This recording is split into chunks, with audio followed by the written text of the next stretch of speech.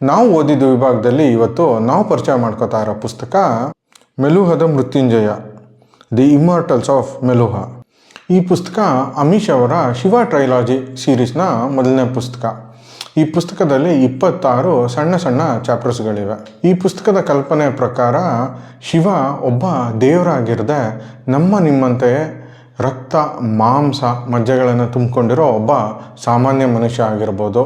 But ಅವನು ಮಾಡಿದ ಒಳ್ಳೆಯ ಕೆಲಸ, ಸತ್ಕಾರ್ಯದಿಂದ ಅವನು ಮಹಾದೇವ ಅನ್ನೋ ಸ್ಟೇಟಸ್ ಪಡೆದಿರಬಹುದು. ಇಂಥ ಚಿಂತನೆಯ ಸುತ್ತ ಹಣೆದಿರುವ ರೋಚಕ ಕಾಲ್ಪನಿಕ ಕಥೆಯೇ ಈ ಪುಸ್ತಕದ ಜೀವಾಳ.